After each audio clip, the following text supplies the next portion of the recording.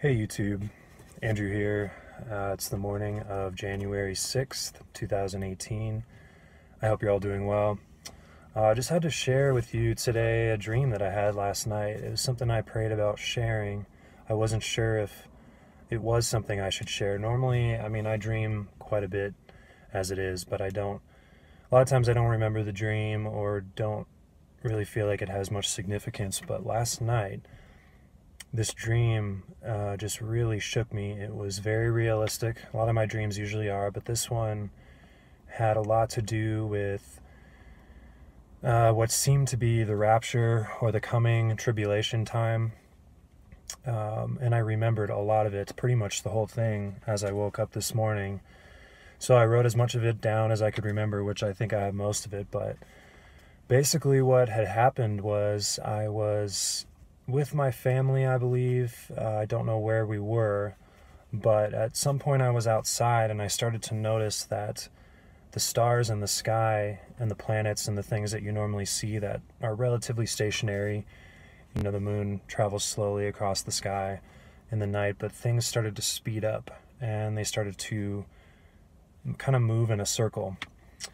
And it was getting faster and faster, almost like the axis of the earth had changed. Something was changing right before my very eyes. And then I noticed in the distance that there was this large, almost looked like a spaceship or something. And what it was doing was it was going across the different houses and scanning the doorposts. Very similar to, it immediately made me think in the dream of the verses from Exodus 22, I think it's 22, Exodus 12, verses 22 and 23, when the Israelites are told to paint their doorposts with the blood in order to have the Lord pass over and not send the destroyer into the houses.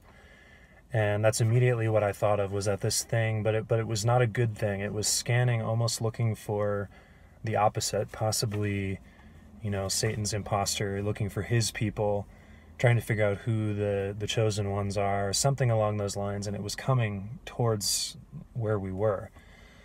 So I immediately, in the dream, I knew what was happening, or I had an idea of what this was. I knew it was not a good thing. Not a good thing in general for the world. I think in my mind I had the thought that the Lord is here, the time is ready. He's coming to take those who are watching away. So I immediately ran inside. I think I was outside by myself in the dream, and I told my mom, who is someone who has been watching as well. She's one of the only family members I have that takes a lot of this stuff seriously. But I told her what was going on, and as I was telling her, I noticed outside that something, the sun, or something that appeared to be the sun, was rising from the west. And in the dream, I had to check myself, check my coordinates. I was like, am I seeing this wrong? And sure enough, no, it was coming out of the west, and I knew that it was not a good thing at all. I believe, I don't know where I have heard this. When I woke up, I'll get to the rest of the dream in a second, but to explain that point, I feel like somewhere I had read or heard that, the rise of the Antichrist. I think it was something I watched recently about the Google Doodle that was put up for Christmas into the new year. There have been a lot of weird ones going back into the fall of, showing things like mice collecting goods and going underground, and you kept seeing the Go and the GLE portion of Google, and then the second O would be some other object. And some people had said, maybe that's saying Go, underground, ground level event, GLE. It's possible, I don't know. But the most recent one showed a sequence very similar to that same type of thing. The mice, I believe, or in this case it was birds actually, which was interesting that they had switched it to birds, but the birds were packing, then they took a trip, got away from the cold, went into the warm. There were lights, which could have implied, Hanukkah, the Feast of Lights. Then they come back, and then they're shown on this hill, and once again, we have the Go. The second O was a sun rising as they were watching it. It doesn't show where. It kind of looks more like a sunset than a sunrise, but it's a little ambiguous. And then, of course, the GLE thing at the end. So I don't know if it's related to that or not, but that's what my thought process was when we saw this. But in the dream, when I ran back inside. And I said, he's coming, you know. And immediately we threw up our hands into the air and we're just crying out, Lord, don't leave us here for this. Don't leave us here. And my mom came and gave me a big hug and was crying out as well. She knew. And it was a somewhat unsettling but also encouraging dream. I mean, you know, you can have dreams for a lot of reasons. It could have just been, you know, that I've been researching this stuff recently, so it was something that my brain was processing, or it could have been from the Lord. I don't know. I debated whether or not to even share it, because sometimes it, you know, it's important to think about and pray about these things. And I did pray a little bit about it, but I did feel like it was something that I wanted to share, possibly having to do with something happening like that very soon. But I did want to read too the parable of the virgins, because that was my other thought. You know, in the dream there were other people looking on, several family members. I don't know if they're believers or not. Some of them would say they are, but I think there's a lot of people that are not in tune with this at all, or not watching or looking for these things. And in the dream they were looking on with confusion, almost like, what are you looking at? Why are you doing this? Why are you responding this way? Like they almost like they couldn't see it. So the impression I was left with when I woke up was, this was something that only me and I guess my mom in the dream were able to see, and the other people that were looking on did not see it. And it just struck me as my first thought was that the parable of the virgins, which I'll read to you right now. It's from Matthew 25, starting in verse 1. It says, "Then shall the kingdom of heaven be likened unto 10 virgins, which took their lamps and went forth to meet the bridegroom. And 5 of them were wise, and 5 were foolish. They that were foolish took their lamps, and took no oil with them. But the wise took oil in their vessels with their lamps. While the bridegroom tarried, they all slumbered and slept, all of them. And at midnight there was a cry made, Behold, the bridegroom comes, go out and meet him. Then all those virgins arose and trimmed their lamps. And the foolish said unto the wise, Give us your oil, for our lamps are gone out. But the wise answered, saying, Not so, lest there be not enough for us and you. But go rather to them that sell, and buy for yourselves. And while they went to buy, the bridegroom came, and they that were ready went in with him to the marriage, and the door was shut. Afterward came also the other virgins, saying, Lord, Lord, open to us. But he answered and said, Verily I say unto you, I do not know you. Watch therefore, for you know neither the day nor the hour wherein the Son of Man comes." So what I got from that in terms of this dream was, you know, it was only the 5 of the 10 virgins that had the oil and that were watching. And I've always wondered, you know, what is that midnight cry? And I feel like a lot of what we've seen over the past several months, you know, is at least a picture of that, or could be the cry itself. I mean, we're kind of just waiting on the edge now.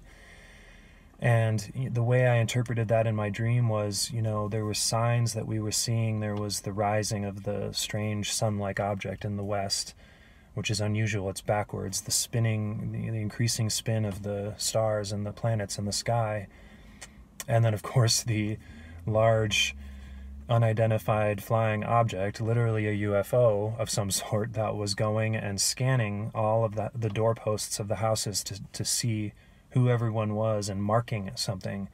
And in the dream, it's like putting the pieces together. It's like you had been following along. I had been following along and understood what was going on, but not everyone else either could see it or understood. And so we knew the time was ready. I did, and my mom did, and we just threw our hands up in the air. I was on my knees, I remember, just crying and pleading, Please don't leave me. I know you're coming now. Please take us. And, you know, I woke up shortly after that. I didn't see what happened after that point. But anyway, it just reminded me of this because, you know, it says at midnight, they all went to sleep. They all were sleeping at the time, but only the 5 had the oil. And when the midnight cry was made, they knew what was happening, these virgins, and they went and they responded, and the other 5 didn't, or they didn't have what was necessary to respond. They weren't prepared in some way. I don't know the full extent of this. You know, these parables, there's a lot of, I guess you could say, hidden meaning in them.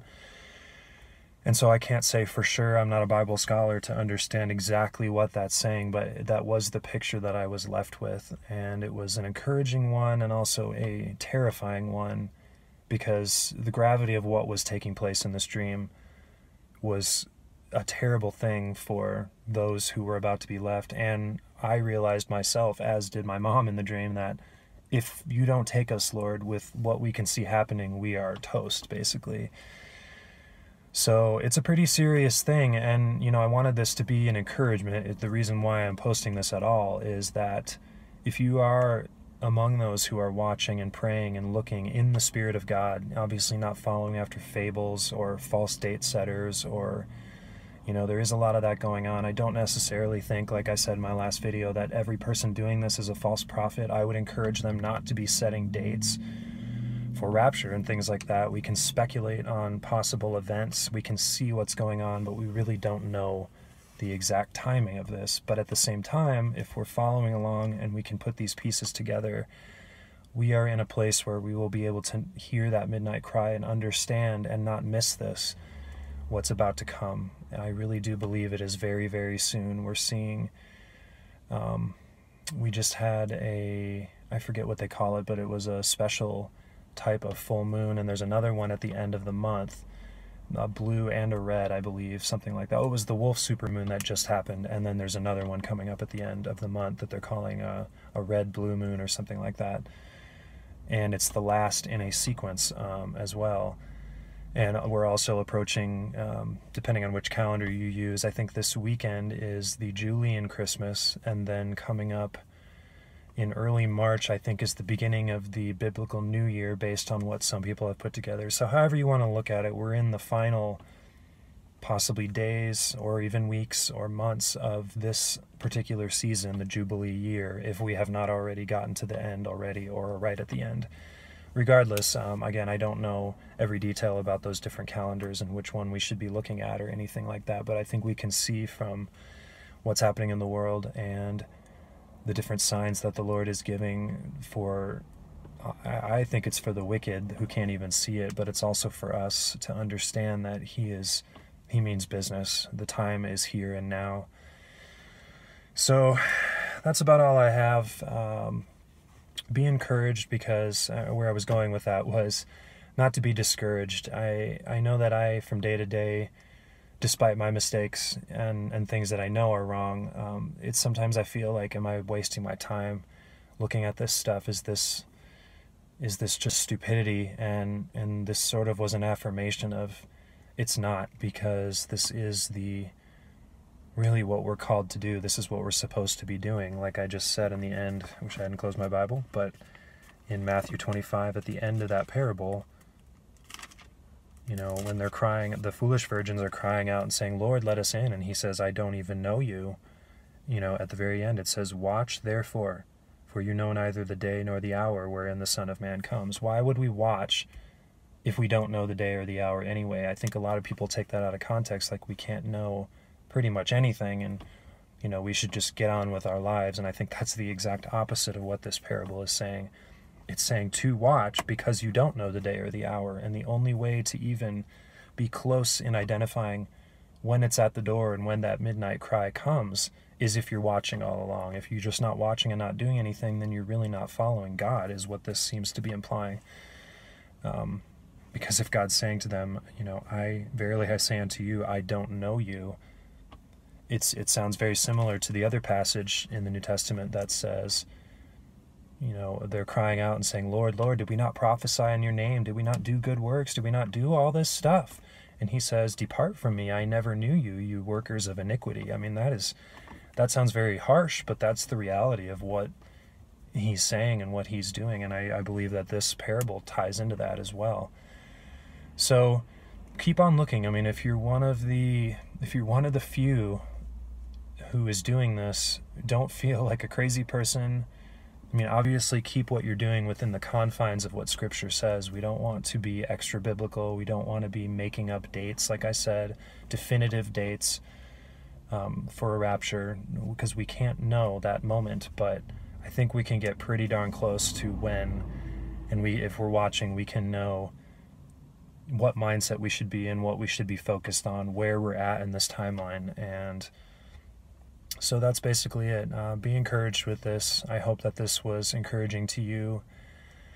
It's a little bit sobering when you think about, again, the other people in the dream that were just looking on, like, what's going on? Why are you reacting to this? I feel like that's going to be the reality when this event should come. And we don't have any control over that. People respond in accordance with how the Spirit of God moves them, how they respond to Him and the things that He provides.